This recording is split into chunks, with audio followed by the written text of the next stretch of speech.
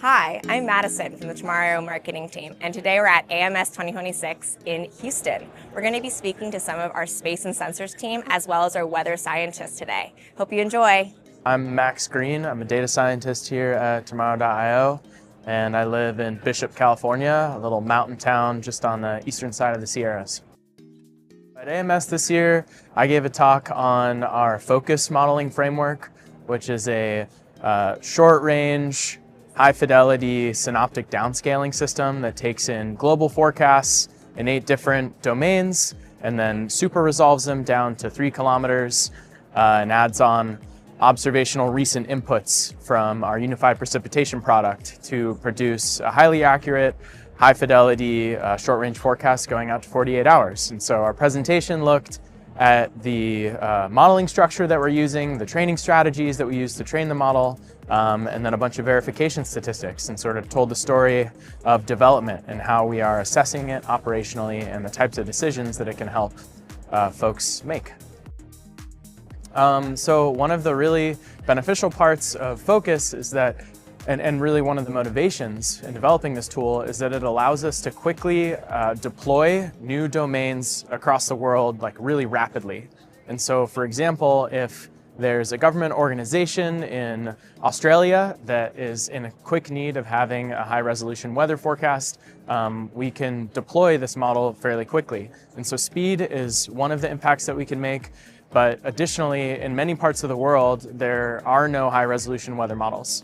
Publicly available, there's the GFS, which is at 25-kilometer scale, and then there's, the popular alternate would be like ECMWF's IFS ensemble forecast, and that would be at 9 kilometers. And so the forecast that we're issuing is all the way down to 3 kilometers. So there's a spatial scale advantage as well.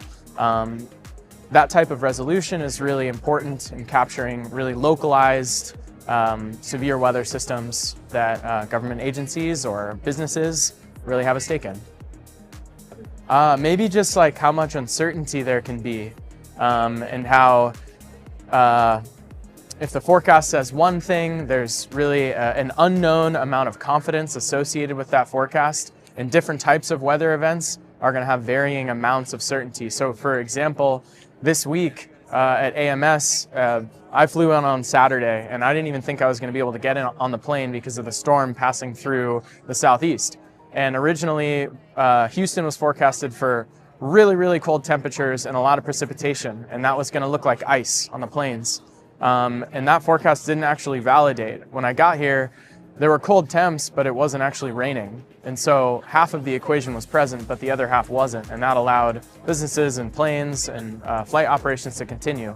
And so I think that a lot of people don't realize the sensitivity that there is to different weather outcomes on lots of different physical processes. Yeah, definitely. I think we're at a turning point right now where organizations are starting to equip themselves with the tools to actually use a better forecast.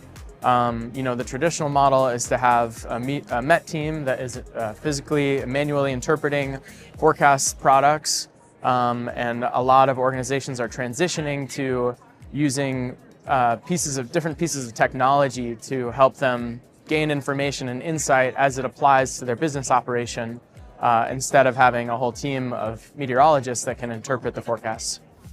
I work in machine learning and AI weather modeling, and so that's definitely like a very rapidly progressing field. I personally, in my own research, am really interested in how we can incorporate different types of weather observations into creating a more representative estimation of the atmospheric state, like in real time. That would be the input to a weather model, and that's like a big question that a lot of different research institutes and organizations around the world are working on cracking. It's sort of this like big nut that everybody is focusing on. There's lots of different ways to improve forecasts, but one of the big ones is to have a better input state that represents the current conditions really well. And so that's something that I'm excited by.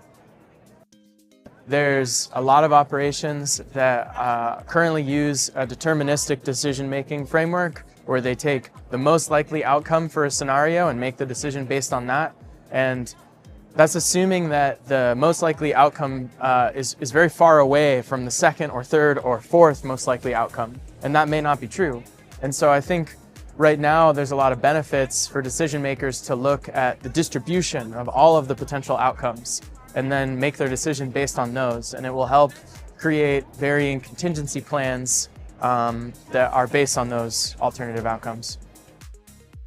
One thing that immediately comes to mind is that tomorrow.io, one, we collect our own observations from space. So we have this really state-of-the-art advanced TMS constellation that gives us a unique look at how temperature and humidity vary in the atmosphere. So we have additional data to initiate forecasts from. And then secondly, like culturally, we're a really fast-moving organization. And so we rush really quickly to test out and deploy new strategies as they're evolving in the academic and industrial field. And so there's just a lot of flexibility and opportunity to try different things. And you know, if something doesn't work out, that's okay. We move on to the next thing. It isn't like an old traditional institution where it takes months and months to test a hypothesis. Well, in my role, I develop AI and machine learning forecasting tools. And so that's one way, is like we're developing new methods that are using gradient descent and machine learning techniques as opposed to traditional physics-based techniques. But then like on my day-to-day, we're also using like AI coding helpers to help us speed up testing different theories and hypotheses. And if we can remove any amount of, you know, if we can make the barrier to entry to test something smaller, then that's a net benefit for us. And AI coding tools can help us get there.